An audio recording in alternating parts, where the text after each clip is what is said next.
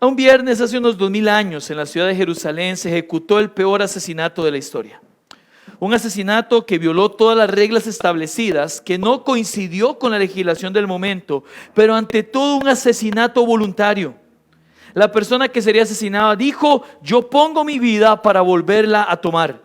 Nadie me la quita, sino que yo de mí mismo la pongo. Tengo poder para ponerla y tengo poder para volverla a tomar. Juan 10, 17 al 18 dice esto. Jesús de Nazaret era juzgado y condenado por un grupo de hombres que estaban asesinando al autor y consumador de la fe. Pero todo esto bajo el anticipado conocimiento de Dios. El mismo Dios Trino proveyó en la eternidad previa su obra sacrificial y se celebrará en el cielo durante la eternidad futura. Fue allí en el Calvario que el esperado por mucho tiempo y aceptable Cordero de Dios murió para satisfacer la justicia divina al pagar por completo el castigo por el pecado de todos los que creerían en Él. Por ello, y como hemos visto, desde hace una docena de enseñanzas aproximadamente, las vidas que rodearon este momento y cómo éstas respondieron a este encuentro humano, divino, pero ante todo eterno, eso es lo que hemos estado meditando. Ahora hemos venido hablando no directamente del Señor, sino de aquellos que tuvieron una oportunidad única y la aprovecharon. Otros que parecieran haberla desperdiciado, pero luego pudieron rectificar, como Pedro. Y otros que cavaron su propia tumba literalmente, como Judas. Pero yo he dicho ahorita, hermanos, que hemos venido hablando no directamente del Señor. Y lo he dicho así porque es imposible hablar del Evangelio sin hablar de Jesucristo. Amén. Pero lo estamos haciendo bajo los lentes de aquellos que estuvieron a su alrededor en sus últimas horas de la humanidad. El sermón de hoy se titula, por usted que está tomando nota, Simón y la cruz, y es nuestro sermón número 102 del Evangelio de Marcos. Y aunque nos correspondería ver, en el orden que llevamos, Marcos 15, versículos del 16 al 20, he decidido dejarlos para más adelante, para unirlo con el relato de los soldados del centurión, que van de la mano. Por eso que vamos a ver Marcos 15, el versículo 21. Marcos capítulo 15, solo el versículo 21, un solo versículo veremos hoy.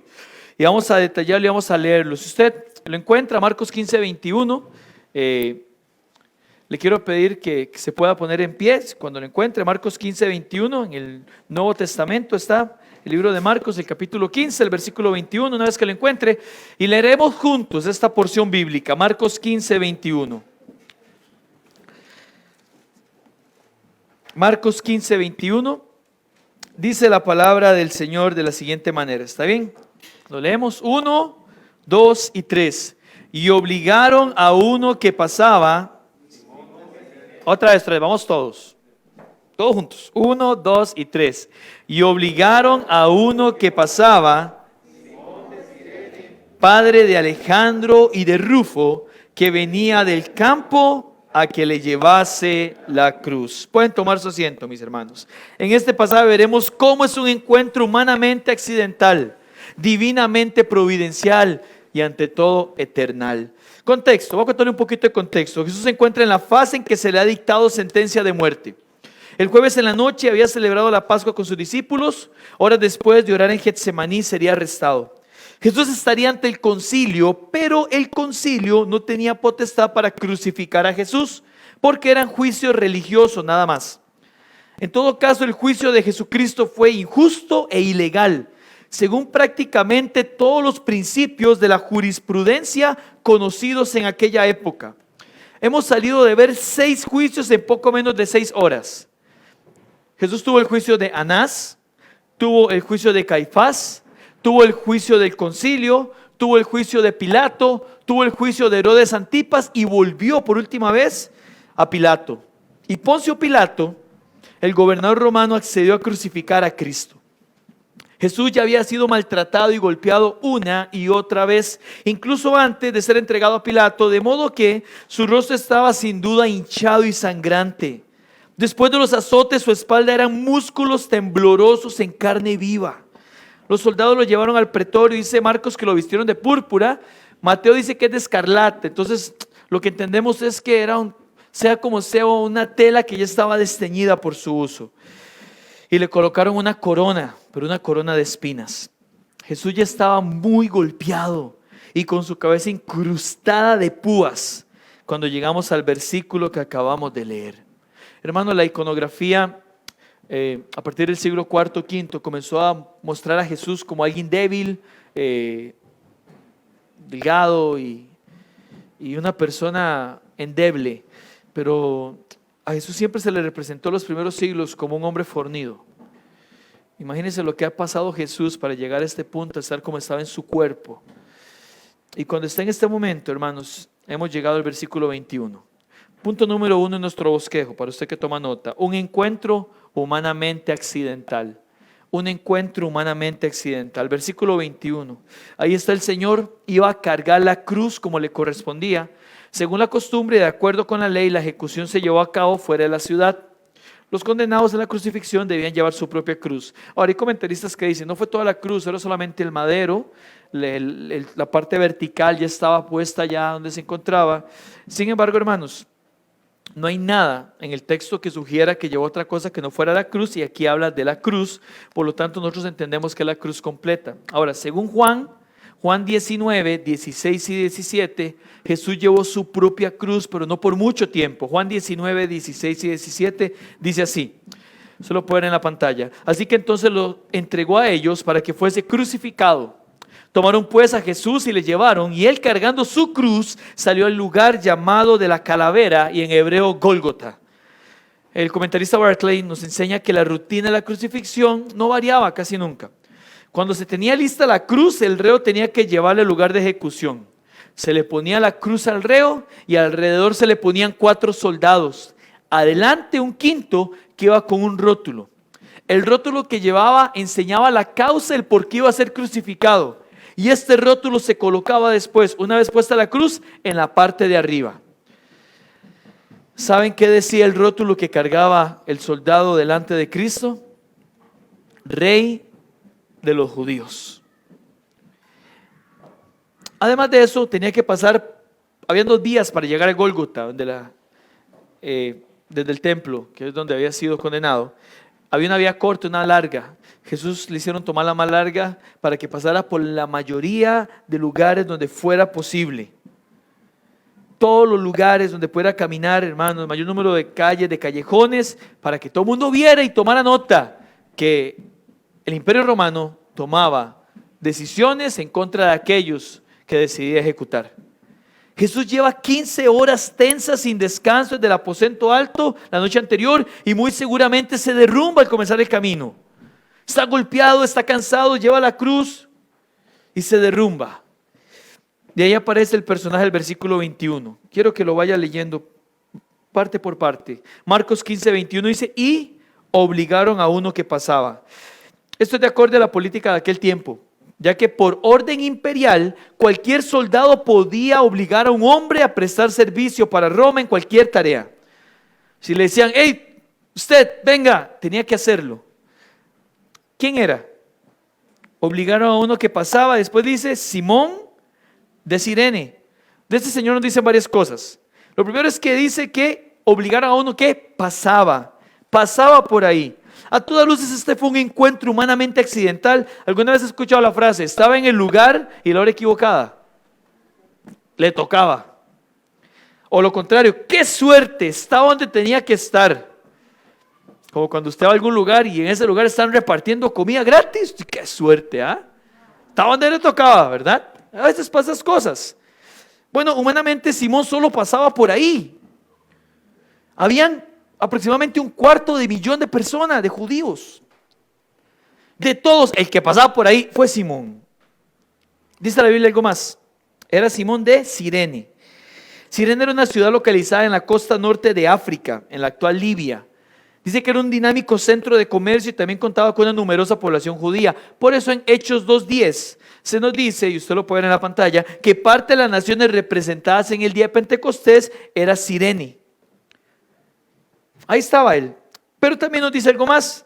Simón de Cirene, dice el versículo, padre de Alejandro y de Rufo. Un detalle que veremos un poquito más adelante. Por último dice que venía del campo. Eso quiere decir que no era de ahí, no era de la ciudad. Nos explica el comentarista bíblico William Hendrickson. Simón era judío y había ido a Jerusalén para asistir a una de las más grandes fiestas, en este caso la Pascua, según la costumbre de muchos judíos, incluyendo los de Cirene. Incluso había una sinagoga cirenea en Jerusalén, según Hechos 6:9. Ese Cirene, Simón de Cirene, era un judío devoto que conocía acerca de Dios, a lo mejor de manera superficial como muchos otros compatriotas. Al no ser de ahí, tal vez no estaba enterado de todos los acontecimientos. Cualquiera diría, de ahí sí, iba pasando y le tocó. Fue obligado a hacerlo. Pensemos, ¿quién estaría dispuesto a cargar una cruz que según los historiadores pesaba más de 90 kilos por un camino de casi 1 kilómetro? ¿Quién diría, sí, tranquilo, ya la llevo? Humanamente accidental, ¿verdad? Pero no se queda ahí la historia, porque estamos seguros que aunque fue un encuentro humanamente accidental, era un encuentro divinamente providencial. Estaba en la providencia divina. Punto número 2 de nuestro bosquejo, un encuentro divinamente providencial. Hermanos, Simón no lo sabía, pero el Señor sí. Amén. De la misma manera que Cristo le dijo a Natanael que antes de que Felipe lo llamara, ya lo había visto. Asimismo Jesús ya sabía que Simón era quien le ayudaría a cargar la cruz. Simón era un fiel devoto judío por casualidad. Simón no venía de Cirene a Jerusalén por casualidad. Simón no se encontraría con Jesús por casualidad. Todo era un encuentro de la divina providencia. En la providencia de Dios estaba que Simón estuviese en ese momento y en ese lugar.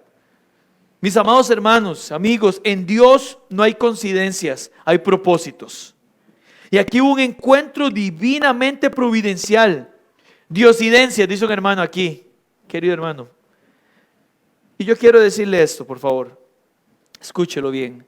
Sea lo que sea que Dios permite en tu vida, debe ser visto como una oportunidad para encontrarse con Él. Ya sea para salvación o en el caso de aquellos que no se han entregado a Él, para santificación en el caso de sus hijos. Si el creyente, el Hijo de Dios, no ve cada situación como una oportunidad para recordar al Señor, consumirá sus pensamientos en sí mismo y las situaciones no estarán dimensionadas correctamente. Déjeme repetirle esto: si el creyente no ve cada situación como una oportunidad para acordarse del Señor, consumirá sus pensamientos en sí mismo y las situaciones no estarán dimensionadas correctamente. Cuando alguna pena se pone a nuestro lado, nos puede abrumar, sentirnos sobrepasados por ella.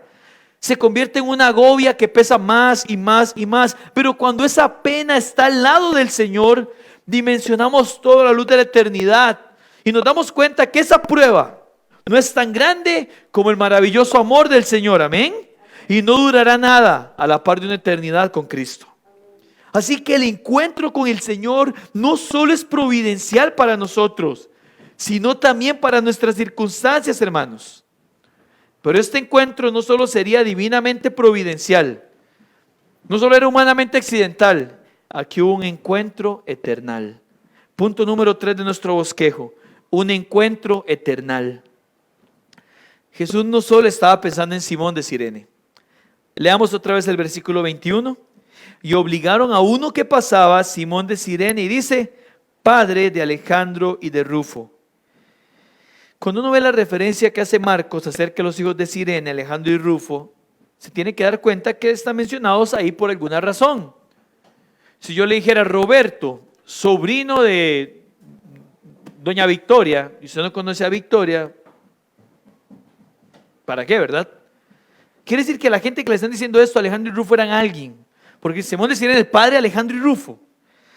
Bueno, hermanos, Marcos le escribió a una audiencia principalmente gentil en Roma. Así que seguramente Alejandro y Rufo eran creyentes piadosos en la iglesia cristiana de Roma. Esta conclusión la apoyamos porque Pablo hace una mención de Rufo y de su madre, la esposa de Simón de Cirene, en Romanos 16:13. Vaya conmigo a Romanos 16:13, no pierda Marcos. Vea lo que dice Pablo en Romanos 16:13. En Romanos 16:13, vea la mención que existe. Romanos 16:13, Pablo escribiendo dice, Romanos 16:13, saludad a Rufo, escogido en el Señor, y a su madre y mía. Los comentaristas están de acuerdo de que se refiere al mismo Rufo en ambos. Pablo dice, saluden a Rufo, escogido en el Señor, a su madre y mía. Esto habla de la forma tan maternal con que la esposa de Simón había tratado a Pablo. Así que pensemos, aquel momento providencial pudo haber sido lo que hizo que la salvación llegase a su casa y diera aquel fruto de justicia. Sin lugar a duda fue un encuentro eternal. Como dice el pastor Spurgeon, esperemos que la salvación haya llegado a su casa cuando fue obligado a llevar la cruz del Salvador. Simón dejó la cruz física en el Gólgota, pero en su corazón nacería la cruz espiritual. Wow. Aquella que Jesús dijo, la cruz espiritual de Lucas 9:23. Si alguno quiere venir en pos de mí, niéguese a sí mismo, tome su cruz cada día y sígame. Aquellas horas negras se convirtieron en las horas más brillantes para aquel hombre. Si ese fue el instante en que llegó a conocer del gran Mesías que esperaba, porque era un judío que esperaba al Mesías, aquel fue el peso más liviano que jamás haya cargado. Si ese fue el instante en que llegó a conocer del gran Mesías que esperaba, aquella cruz fue el peso más liviano que jamás haya cargado. ¿Hubo preguntas en el camino? No lo sabemos. ¿Qué pasó por la mente de Simón? ¿Le dijo algo a Jesucristo? No lo sabemos. Pero si vemos un hombre cuya familia llegó a amar al Señor y a sus siervos como Pablo de una manera especial, y en eso estoy convencido yo, por la influencia del Padre. Ahora, ¿qué aprendemos nosotros? Tengo 3 puntos sobre qué aprendemos, hermanos. Punto número 1, tu encuentro con el Señor no es casualidad. Tu encuentro con el Señor no es casualidad. Alguno puede venir hoy por primera vez o conectarse a esa transmisión por primera vez. Yo le ruego que me preste atención, por favor. Tal vez tenga varias semanas viniendo, meses. Igual preste atención con esto. Que usted esté aquí, que usted esté ahí detrás de ese dispositivo, de esa pantalla, no es un encuentro accidental. Si usted está escuchando esto es porque Dios quería que así fuera. ¿Sabe? Todo esto del coronavirus, del COVID, que estamos viviendo desde hace más de un año, no es accidental tampoco. El propósito del Dios es el mismo de siempre, y es que podemos glorificarle a Él. Amén. Pero no podemos glorificar a Dios si primero Él no es digno de toda gloria. En esta semana las autoridades sanitarias decían que el virus se extendió más de lo que al comienzo pensaron. Bueno, de lo que ellos al comienzo pensaron. Leía que alguien decía, pensamos alcanzar lo que llaman los médicos la inmunidad del rebaño por ahí de noviembre, pero que no, que ahora es diciembre, enero, y van a seguir. Ellos están calculando cosas, pero hermanos, Dios ya sabe cuándo y cómo se hacen las cosas siempre. Esta ansiedad que vive el mundo, este estrés, estas depresiones, todo tiene una misma raíz. Todo tiene una misma raíz. No es falta de autoestima. ¿Se da cuenta que en los últimos 50 años han hablado mucho de autoestima? Y es cuando más suicidios hay. Es que eso no soluciona el problema humano. La raíz de la ansiedad, la depresión, el estrés y todos los problemas es lo mismo. Son muestras de una necesidad mayor que todo ser humano tiene. Durante los últimos años el ser humano se ha ido alejando cada día más de Dios y no le ha ido bien. Divorcio, rebeldía, lo que ya le mencionaba también. Ahora le sumamos situaciones como la actual y hay miedo, hay temor. Pero ¿sabe algo? Hace 2000 años el Dios hecho carne se encarnó para poder soportar todo lo que pasamos. Amén. Incluso la muerte y triunfar con ella con poder. Ese Cristo dijo que todo aquel que en Él creyera no se perdería, sino que tendría vida eterna. Y esa vida se encuentra solo en Jesús, solo creyendo en Él. Si conozco a Jesús, se solucionarán mis problemas, mi estrés, mi ansiedad, mi situación. No. pero sí se solucionará la manera en que llevamos las situaciones. Eso fue lo que Jesús dijo. Él dijo: yo doy una paz como el mundo no la da. La paz les dejo y mi paz les doy. Yo no la doy como el mundo la da. Yo sé que ese encuentro con Simón no fue casualidad, y sé que este encuentro tuyo con esta prédica tampoco es casualidad. Dios debe estar llamando tu atención hoy mismo. Y lo mejor es que no solo usted será beneficiado, sino toda la familia. ¿Sabe? Yo conozco muchas familias agradecidas por haber encontrado en la cruz el sentido de la vida. Pero también conozco muchas personas que no atendieron ese llamado. Y hoy ellas y sus familias sufren desesperanzadas cuando suceden cosas como las que están pasando. A ver, si el Espíritu está tocando tu corazón, ¿por qué no entregarse a Él?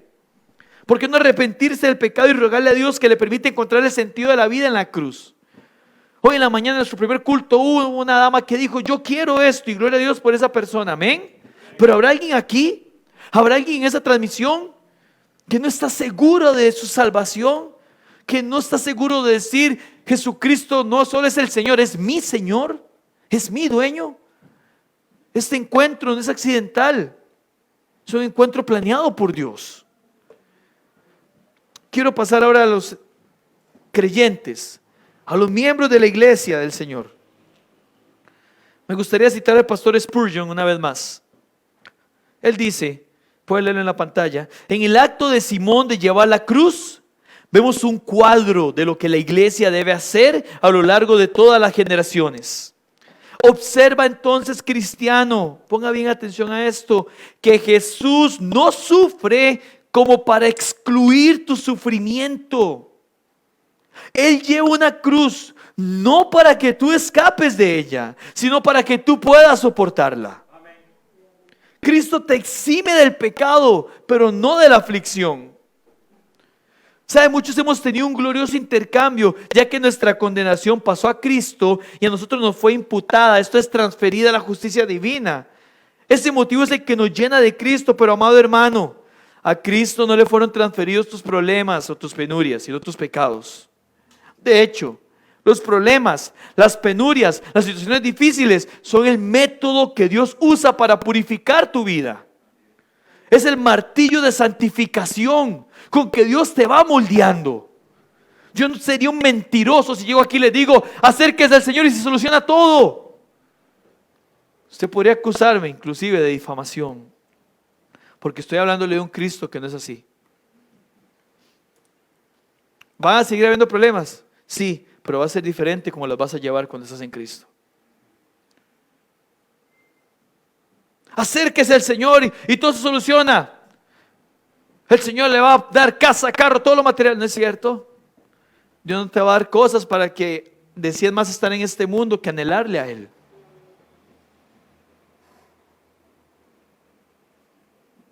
Gente que dice: ¿por qué me pasa todo esto? Dios te está santificando, creyente. Si no sos su hijo, velo como una oportunidad que Dios te está llamando. Si ya sos creyente, Dios te está purificando. Y el Señor te purifica hasta que te des cuenta que solo Él es suficiente. Que digas: solo Cristo. Porque le digo algo, te voy a decir esto con mucho amor y respeto. Con mucho, mucho respeto. Yo no puedo asegurar que su familia esté mañana con usted. Yo amo profundamente a mi esposa y a mis hijos, pero yo no puedo decir que mañana los voy a tener a ellos. Pero sí puedo decir que mañana va a estar Cristo. Yo amo profundamente la iglesia que el Señor nos ha dado, pero no sé si mañana estará. Pero ¿sabe quién sí va a estar mañana? Creyente, Cristo. ¿Y sabe quién va a estar en una semana? Cristo. ¿Y sabe quién va a estar en un año? Cristo. De manera que la mejor ancla que tenemos, creyentes, se llama Cristo. Y lo que Él permita tiene que hacernos recordar: Jesús es suficiente nada más. Esto es el enfoque que tenemos que tener. Dios usa las circunstancias para purificar nuestro caminar. Filipenses 1:6 dice: y aquel que la buena obra comenzó, la perfeccionará. En el original es una palabra que dice que Él está haciendo algo continuamente, un desarrollo continuo. Él la está perfeccionando. ¿Hasta cuándo? Hasta que estemos con el Señor. Cuando Dios te deje perfeccionar, cuando ya estés con Él y te glorifique. Ahorita no. Tendremos un cuerpo en gloria, provisto por el Señor, amén. Pero no es ahorita. Ahorita seguimos con el peso del pecado y de todo lo que nos rodea. ¿Sabe qué se enseña la Biblia? Voy a mencionar solo las citas, usted las puede apuntar y vamos a proyectar los versículos. Para hacer un poco rápido. Filipenses 1:29. Eso es lo que enseña la palabra de Dios sobre eso.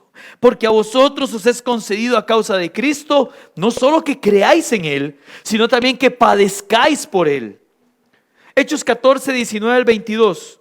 Entonces vinieron unos judíos de Antioquía y de Iconio que persuadieron a la multitud, y escuche esto, habiendo apedreado a Pablo, le arrastraron fuera de la ciudad pensando que estaba muerto. Pero rodeándole los discípulos, se levantó y entró en la ciudad. Y al día siguiente salió con Bernabé para Derbe. Pablo, te acaban de apedrear. Cae apedreado, lo sacan arrastrado. Estaba inconsciente, casi muerto. Se levanta, se sacude y ¿qué hace? Se vuelve a meter a la ciudad. ¿Para qué? Versículo 21. Después de anunciar el evangelio a aquella ciudad y de hacer muchos discípulos, volvieron a Listra, Iconio y Antioquía, confirmando los ánimos de los discípulos, exhortándoles a que permaneciesen en la fe y diciéndoles: escucha, iglesia de Cristo, es necesario que a través de muchas tribulaciones entremos en el reino de Dios. Primera de Pedro 4, del 12 al 14. Amados, está hablando de creyentes, no os sorprendáis del fuego de prueba que os ha sobrevenido, como si alguna cosa extraña os aconteciese. Qué raro, ¿por qué pasa esto? No se sorprenda. 13, sino gozaos, por cuanto sois participantes de los padecimientos de Cristo, para que también en la revelación de su gloria os gocéis con alegría. Si sois vituperados por el nombre de Cristo, ¿sois pobrecitos? ¿Sois tristes? ¿Qué es lo que dice que somos? Bienaventurados, hermanos, porque el glorioso Espíritu de Dios reposa sobre vosotros. Ciertamente, de parte de ellos los que no creen es blasfemado, pero por vosotros es glorificado. 1 Pedro 3:17, una más. Porque mejor es que padezcáis haciendo el bien, si la voluntad de Dios sí lo quiere, que haciendo el mal. Sí, hermano, cuando hacemos el bien también padecemos, pero si es la voluntad de Dios, amén. Gloria a Dios por lo que está haciendo en nuestra vida.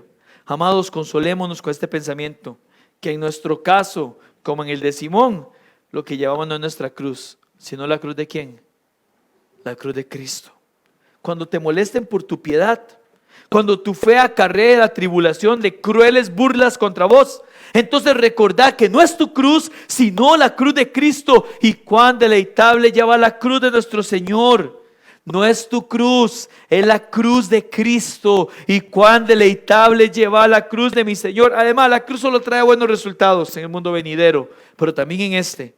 ¿Cómo, pastor? A ver, ¿cuál beneficio se obtuvo en este mundo por esa cruz?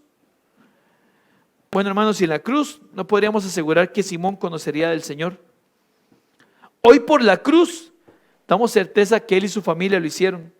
Sin la cruz, Pedro no se hubiera dado cuenta de lo dañino que era su orgullo cuando le negó, y de lo grande que es la gracia del Señor cuando lo perdonó. Sin la cruz, la salvación no hubiera llegado al centurión, que veremos en las otras enseñanzas en unas cuantas semanas. La cruz también trae beneficios en esta tierra. Y para el creyente, claro que sí. Hay aflicción, sí, pero le quiero decir dos cositas rápidas. ¿Quién duerme mejor? Le respondo con la Biblia. Salmos 4:8. En paz me acostaré y asimismo dormiré, porque solo tú, Señor, me haces vivir confiado. ¿Y qué dice la Biblia acerca del descanso de los malos? Isaías 57:21. No hay paz, dijo mi Dios, para los impíos. El creyente experimenta una paz, un gozo, una certeza grata de ser de Cristo, que solo la cruz da. Por ello, en medio de cualquier situación donde por ser creyentes seamos víctimas de alguna situación o pena, regocíjese de llevar esa cruz por la cual el mundo nos es crucificado y nosotros al mundo. Manténgase firme sin fluctuar en lo que el Señor ha dicho, y recuerde que nunca será la cruz demasiado pesada como para no soportarla, porque Jesús dijo: mi yugo es fácil y ligera mi carga. A Dios la gloria por esto, amén, iglesia. El Señor permita que podamos entender esa cruz a la luz del glorioso mensaje por el cual el Señor sufrió, para glorificar al Padre. Por último, papá, mamá, no pierda la oportunidad de ser un ejemplo de la gracia del Señor. Papá, mamá, no haga ver el cargar la cruz como algo detestable y poco glorioso. Yo he conocido muchos jóvenes que de niño nunca vieron una relación genuina de sus papás con la iglesia y cuando crecieron no quisieron nada con ella. Jóvenes que conocí que el servicio de sus papás, lejos de ser de bendición, era de tropiezo, porque en su hogar no se reflejaba al Dios que el domingo venía a adorar. Y hermano, los niños, perdón, puedo decirlo así, los niños no son tontos. En mi caso, pongo mi ejemplo que es el que conozco, tengo un niño de 3 años y uno de 1 año y medio. Qué chiquillos más inteligentes, dice uno, ¿verdad? Todo lo agarran. Ellos notan, y son mayores obviamente. Cuando hay una cosa aquí y otra cosa allá, lo saben. Hermanos amados, si sus hijos no ven que usted disfruta el caminar con el Señor, no pretenda luego que ellos lo disfruten. No lo haga, no lo van a disfrutar. No sea egoísta en su relación con Dios tampoco. Usted pierde más de lo que gana si decide buscar al Señor individualmente. Sí, pierde más. Sus hijos, su cónyuge, no ocupan saber que usted busca del Señor. Ellos necesitan que usted los involucre en esa búsqueda. Conocí a un hombre que me decía, hace muchos años, alguien allá en la iglesia en Burkina Faso, ¿verdad? Por aquello. No está aquí. Que alguien dice, ¿quién será? No. Hermano, yo me levanto a orar bien temprano, 3 de la mañana, y me hinco a orar. Y qué bendición, ¿verdad? Yo, qué bueno. Luego me decía, viera que se levantó mi hijo y me vio. Está viendo que yo estoy orando. Y una vez le dije, ¿por qué no ora con él? No, es que yo me levanto muy temprano a orar. Actualmente no están ni siquiera congregándose. Y su hijo no está cerca de lo que Dios quiere. Hermanos, hay que involucrar a la familia en buscar de Dios. ¿Es más efectivo el tiempo a solas? A lo mejor sí, más que usted tiene niños pequeños. Yo le digo a Saúl, siéntese ahí para leer la historia bíblica. ¡Blah! Y se pone a pie, comienza a caminar y se muere la risa. Y yo, sí, tal vez sea más efectivo yo solo haciéndolo, pero le digo una cosa, a la larga es menos productivo para la familia. Es mejor invertir 20 minutos en familia que 1 hora solos. Ahora, tenga su tiempo solos con el Señor, pero téngalo con su familia. Y papá, quiero hablar a los que somos papás. Lo dije en la primera y lo voy a decir ahorita.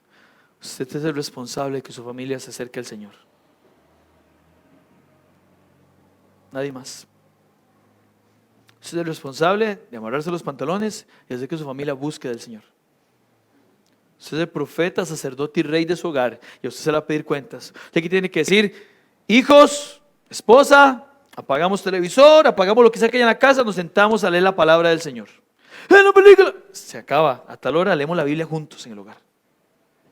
Es su responsabilidad. A usted dará cuentas. Eso lo veíamos hace unos 15 días en la noche. Por cierto, hoy a las 5 tenemos el servicio y vamos a hablar igual de familia, compartimos y todo, viviendo santamente como madres. Así que mamás, aquí las espero.